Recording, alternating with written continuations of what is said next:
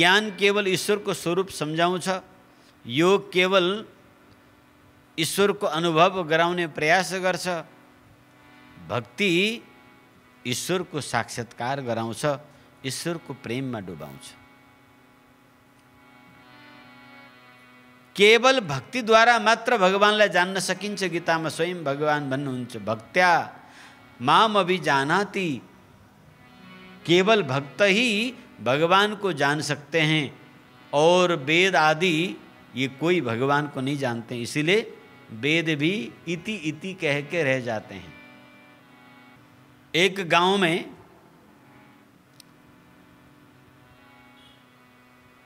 रामायण के नाटक हो रहा था। वहाँ रावण के सामने जो हनुमान बना उसे उत्तर देना था। रावण का प्रश्न था कि तुम कौन हो? तो उस हनुमान बनने वाला व्यक्ति को कहना था मैं हनुमान हूँ। कुरो बुझिन्छ नि? नाटक में भन्नु थियो उसले म हनुमान हूँ। अब गाँव का सीधा साधा मान्छे हनुमान को रोल में थियो नाटक मंच में उभियो। रावण का स्वरूप अलि हेर्दै डरलाग्दो। अनि हकारेर रावणले सोध्यो, हे हनुमान त को होस्? झट्ट बोल्न सकेन। फेरि उसले अलि डराएर भन्यो, हे हनुमान त को होस्? भनेको हजुर म त हलवाई हुँ। के भन्यो?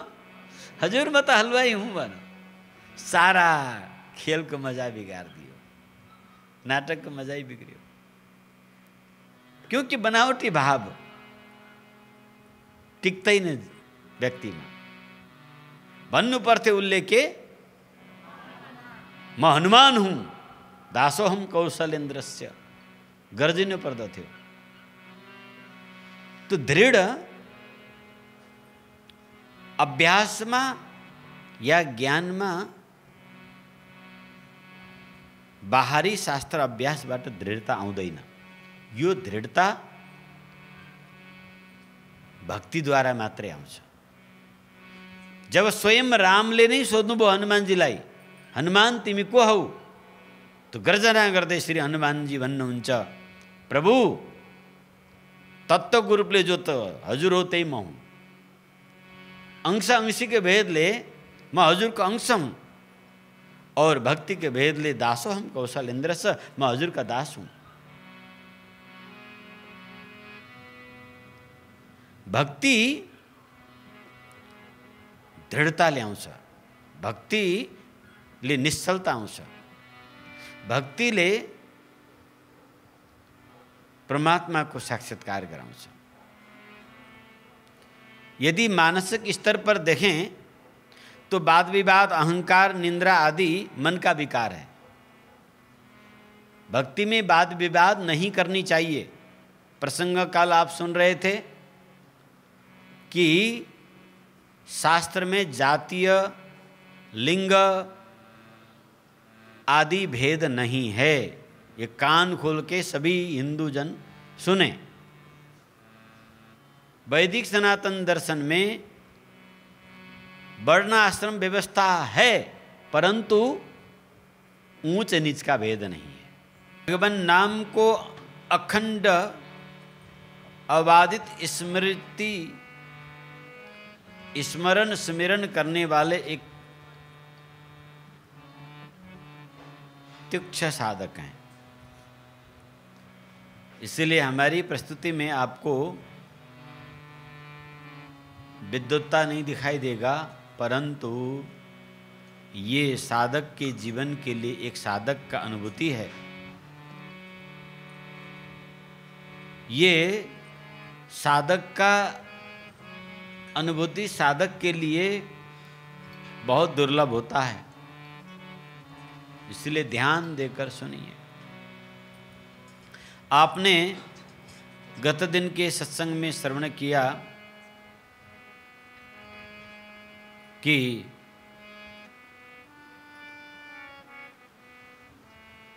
नास्ति तेषु जाति विद्या रूप कुल धन क्रिया आदि भेदः। भगवान को प्राप्ति करने के लिए ये जाति विद्या रूप कुल धन और क्रिया आदि ये सब कोई भेद काम नहीं आता है। इतस्तदीयः, क्योंकि ये सब उनके ही हैं, इसीलिए इसमें वादो नावलभ्य, वाद विवाद न किया जाए। वाद विवाद आदि तर्क से दूर रहकर भगवान का भक्ति करना है।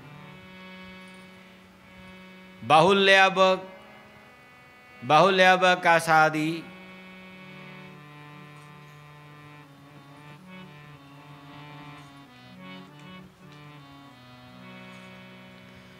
बाहुल्य अवकाशात नियत तत्वच्च,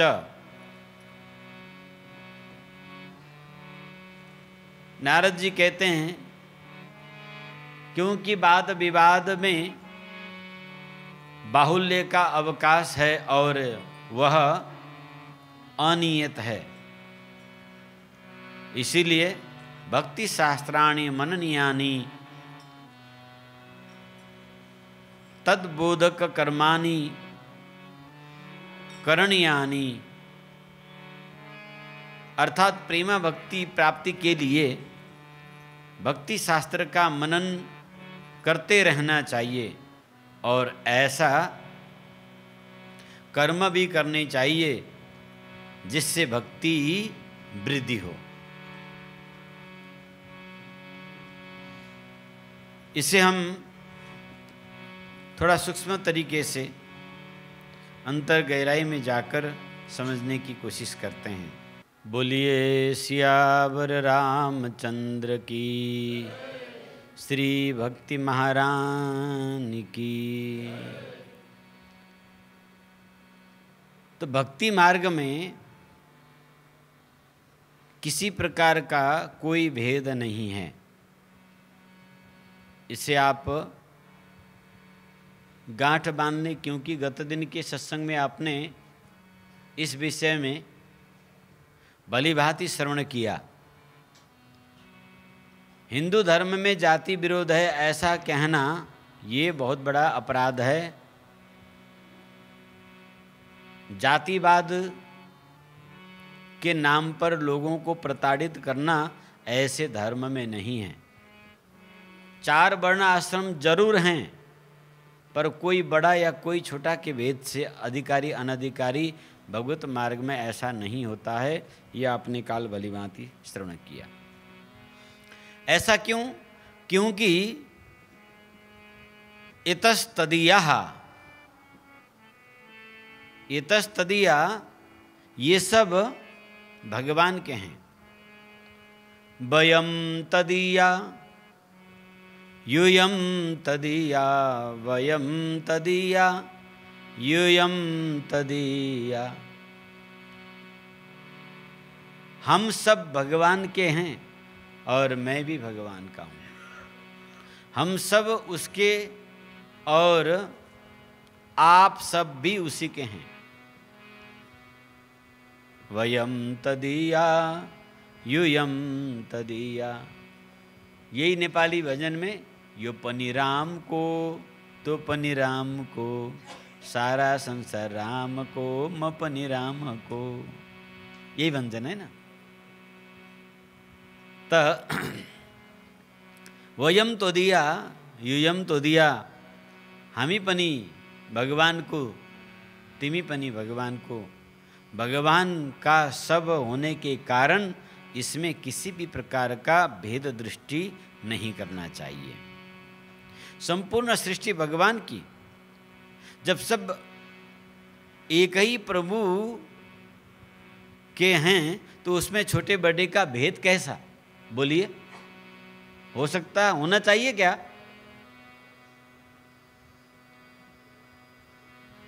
उसने जिसे वो सेवा दी उसके अनुरूप साधना करना उचित है।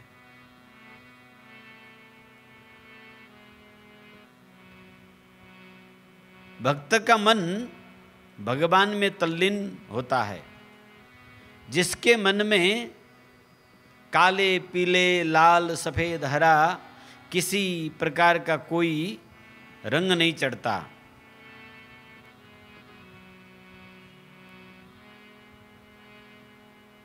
केवल श्री कृष्णमय, श्री राममय आकृति बना हुआ है।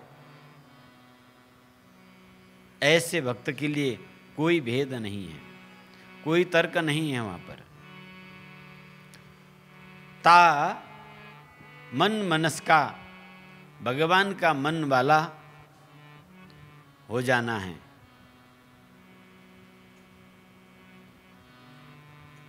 केवल भगवान को प्राप्ति की विरह चित्त में होनी चाहिए, बस वो भगवान का है। गोवर्धन बासी सांवरे हो, गोवर्धन बासी सांवरे हो, तुम बिन रहो न जाए, तुम बिन रहो न जाए, तुम बिन रहो न जाए, गोवर्धन बासी सांवरे हो। गोपियां विलाप करती हुई कहती हैं, हे गोवर्धनधारी, तुम्हारे बिना रहा नहीं जाएगा। अब ये अनन्य की पराकाष्ठा है।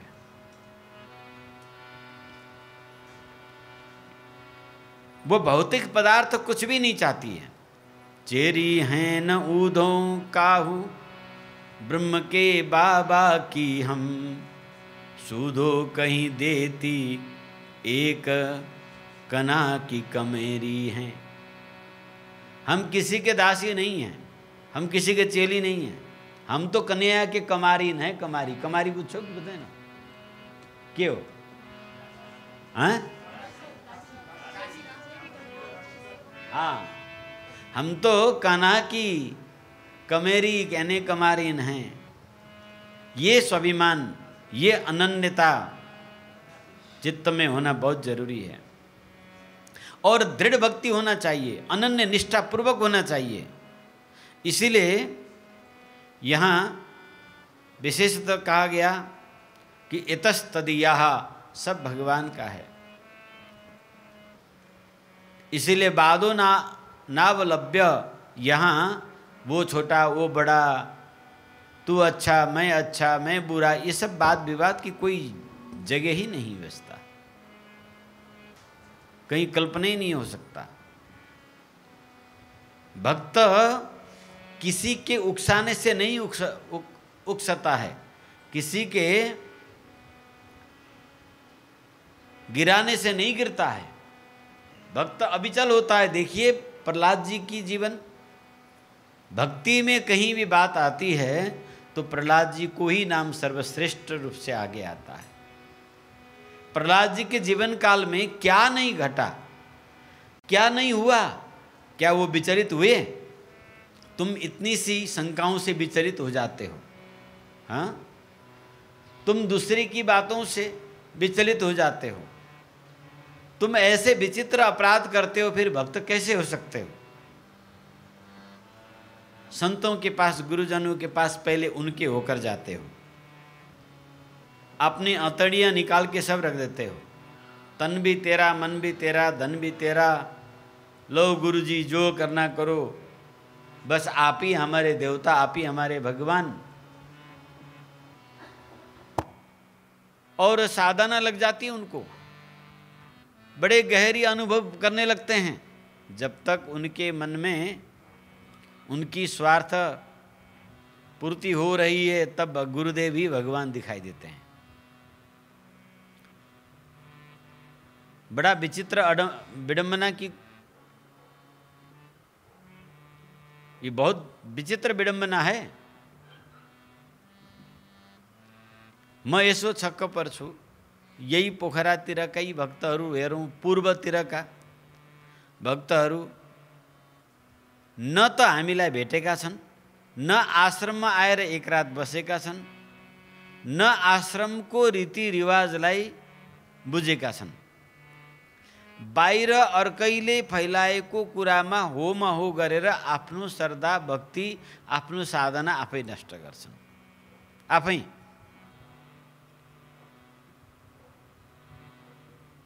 कोई स्त्री को पत्नी को कुरालाई लिएर, कोही पति को कुरालाई लिएर, कोही अखबार को कुरालाई लिएर अनि विचलित भइहाल्छन्। यही पोखराका केही भक्त भक्तानीहरू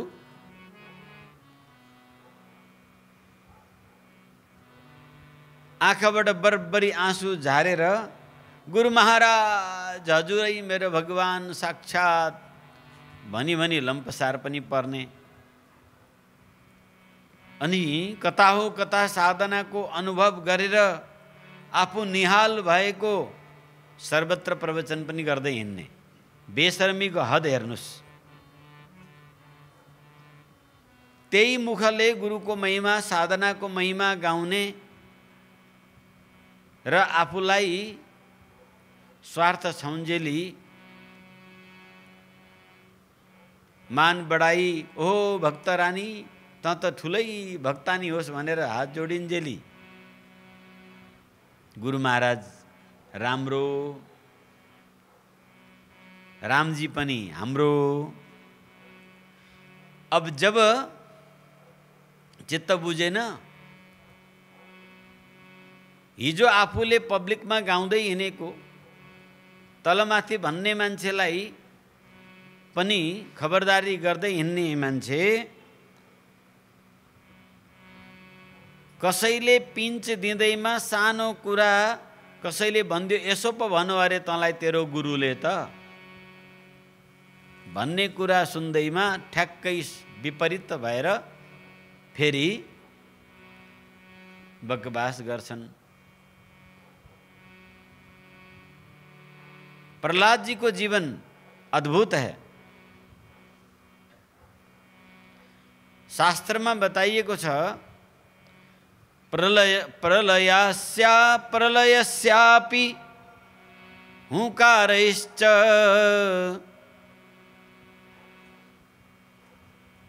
भक्त इतना दृढ़ होना चाहिए कि प्रलय आ जाए तो भी अपनी भक्ति से डगमगाना नहीं चाहिए। देखिए प्रहलाद जी कहीं नहीं डगमगाए। लोग भक्ति में लगने के बाद, साधना में आने के बाद छोटी मोटी जीवन की घटनाएं तो घटती रहती है, हानि लाभ ये तो होता ही रहता है। तो छोटी मोटी घटना घटते ही क्या कहते हैं, अरे भक्ति में लगने के बाद हमें फायदा नहीं हुआ, सूट नहीं किया। हाँ, गुरुजी की हम 2 महीने से सेवा कर रहे हैं, चतुर्मास की सेवा में लगे हैं और हमारी जमीन बिक नहीं रही है, कोई फायदा नहीं हो रहा है। क्यों? काम नहीं बनना रहा है, गुरुजी की सेवा करके क्या फायदा। मन में छोटे छोटे इन बातों को लेकर तर्क आता है और हम भक्ति से दूर भागते हैं। प्रहलाद जी के जीवन में क्या नहीं हुआ, उनको कष्ट देने की कोई सीमा बाकी नहीं रहा। क्या प्रहलाद जी विचलित हुए क्या? हाँ? उनको गुरुजनों से प्रताड़ित किया गया, उनको सुविधाओं से वंचित किया गया, तो भी प्रहलाद जी विचलित ना हुए। उनको तमाम डांट फटकार पिटाई हुई तो भी वो विचलित नहीं हुए। अब ये सब हद पार कर गया, उन्हें समझाने के लाख उपाय, भक्ति छोड़ दे, तुम्हें जगत की सारा सुख दे दूंगा, प्रलोभन का सीमा भी नाग गया और दुख देने की समझाने की सीमा भी नाग गया कि प्रहलाद भक्ति छोड़ दे, तुझे क्या चाहिए सर्वस्व सुख हम देंगे, तुम चाहो तो चक्रवर्ती राजा अभी मैं बना दूंगा, तुम ये भक्ति छोड़ दे। प्रहलाद जी ने नहीं छोड़ा तो राक्षस ठहरा। अच्छा, भक्ति नहीं छोड़ेगा, भक्ति नहीं छोड़ेगा तो तुझे मार डालूंगा। अपने हाथों से अपने बेटे को क्या मारना, सिपाहियों को आदेश दिया, ले जाओ पहाड़ से इसको नीचे खाई में फेंक दो। सबसे ऊंचे चोटी में ले जाके पहाड़ों से नीचे फेंक दिया गया। उसमें भी विचलित नहीं हुए प्रहलाद जी। समुद्र में फेंक दिया गया, उससे भी विचलित नहीं हुए। विषधर सर्प से उसको डसाने के लिए सर्प के बीच में काल कोठरी में डाल दिए, उसमें भी विचलित नहीं हुए। मदमत्त हाथी को मदिरा पिलाकर हाथी से कुलचाने के लिए उस पागल हाथी के पास उनको भेज दिया, इसमें भी विचलित नहीं हुए। अपनी ही फूफू बुआ होलिका ने गोद में रखकर चिता लगाकर आग लगाई, इसमें भी विचलित नहीं हुए। धधकती हुई खंबे में मारा गधा भगवान नरसिंह प्रकट हुए और प्रहलाद जी की रक्षा किया। जब चित्त क्षोभित तो नहीं होता है संसारी किसी भी बातों से, साधक तब ज्ञान प्राप्त करता है, तब भक्ति प्राप्त करता है, जब वो गुरु चरण में और अपनी समर्पित सिद्धांत में बिल्कुल कठोर हो जाए। महाराज जनक के दरबार में एक युवा ज्ञान लेने के लिए पहुंचे। उनको संदेश महाराजा जनक के पास पहुंचा। जनक जी ने कहा उस युवा को कहो जहां पर अभी खड़ा है वहीं पर जब तक नहीं बुलाते तब तक खड़े रहे। तो वो कहाँ खड़े थे? जहाँ लोग भोजन खाकर जूठे पत्तल फेंकते थे, वहाँ खड़े थे, वहाँ खड़ा करवा दिया। 7 दिन तक वहाँ खड़े रहे। 7 दिन बाद जनक जी को याद आया, अरे वो युवा कहाँ गया जो ज्ञान मांगने के लिए आया था।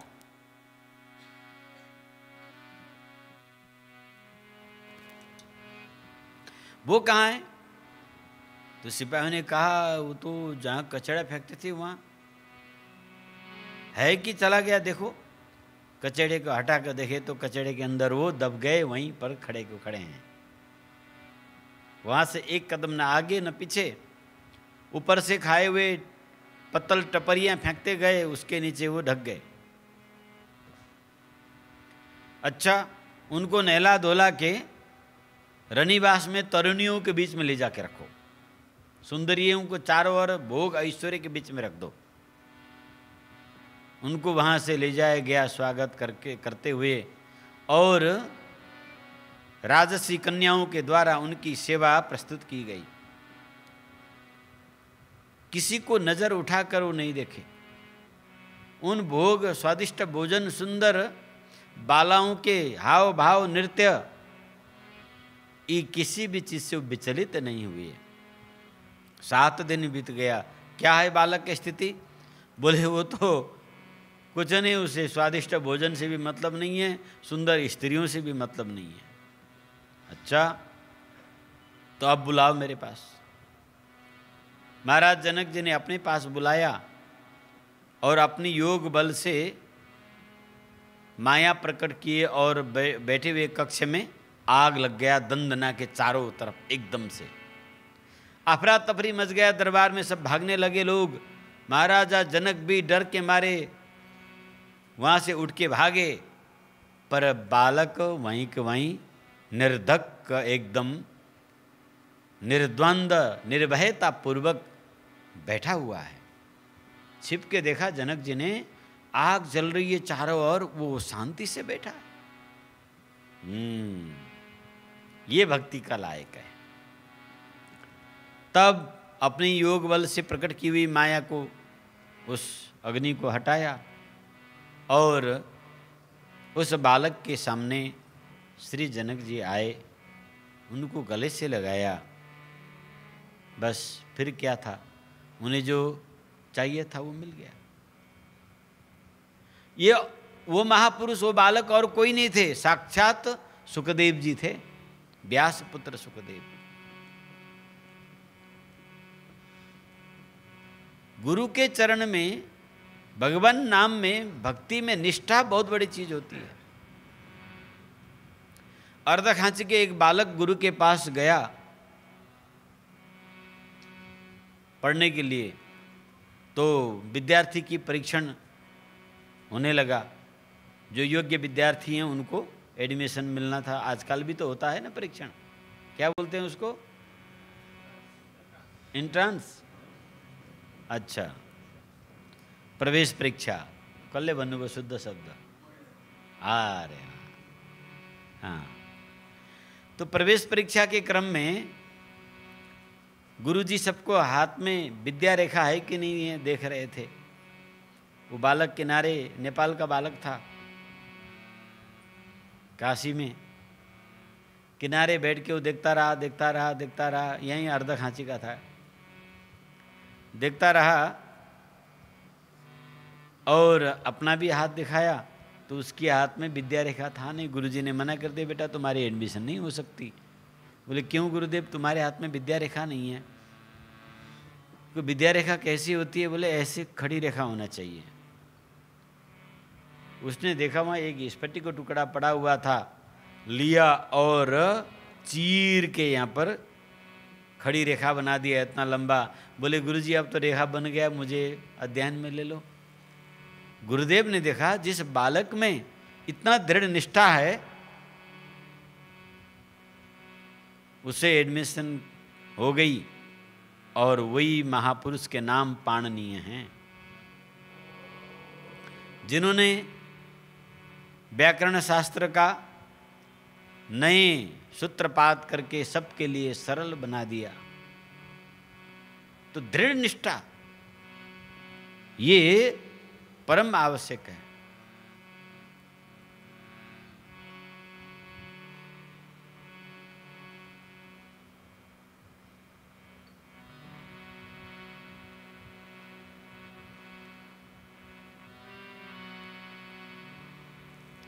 जीव परमानंद परम शांति स्वरूपा है।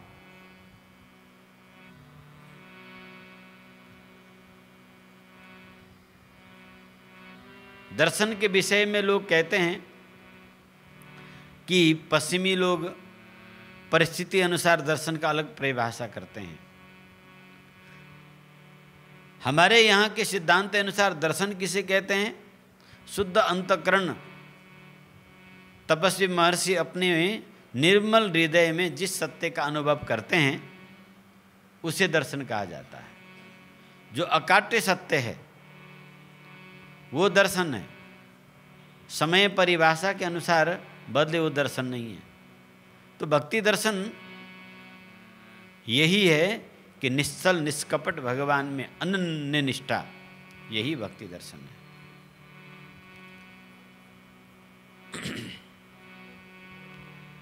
भगवत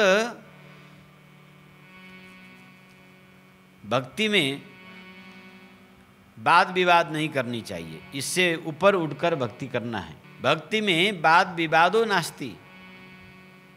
भगवत भक्ति का वास्तविक स्वरूप तर्क वितर्क का विषय नहीं है, यह अनुभव का विषय है, समर्पण का विषय है। भक्ति बुद्धि की तर्क की जाल से बांधने की वस्तु नहीं है।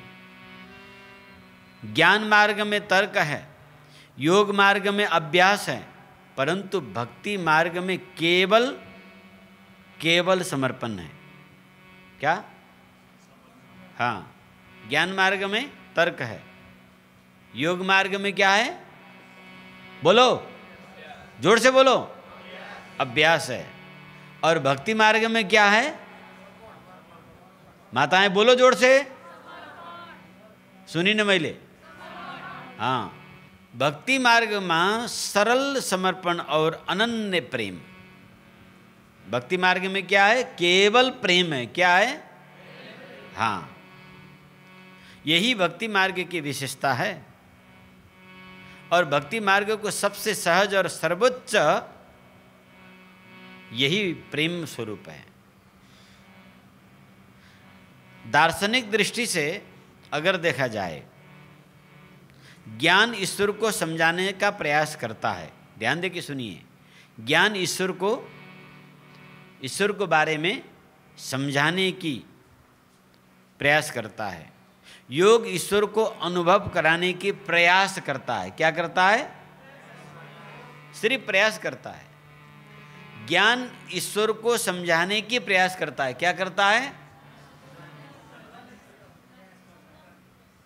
ज्ञान ईश्वर को समझाने की प्रयास करता है कि ईश्वर ऐसे हैं, ईश्वर ऐसे हैं, ये ऐसे रहते हैं, वो ऐसे स्वरूप हैं, ये समझाने की प्रयास कौन करता है? ज्ञान।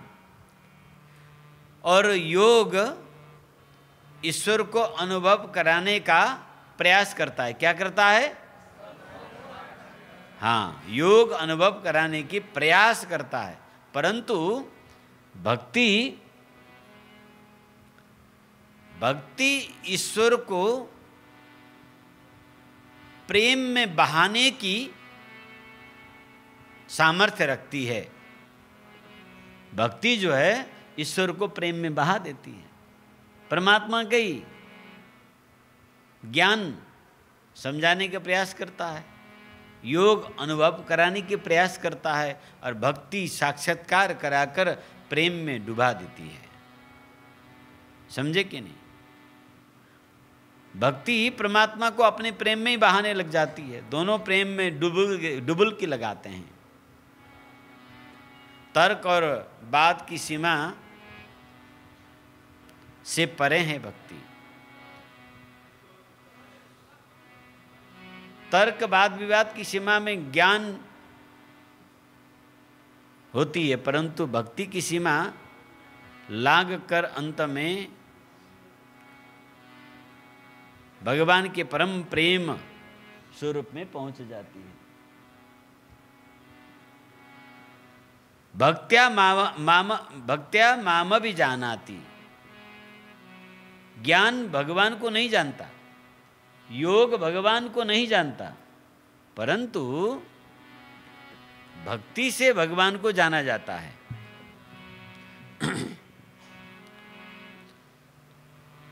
आउनु भएका अतिथिलाई ओमकार पूर्वक स्वागत गरौँ। बिराजु। तो यो कुरा एकदम ध्यानपूर्वक हजुरहरूले बुझ्नु पर्यो।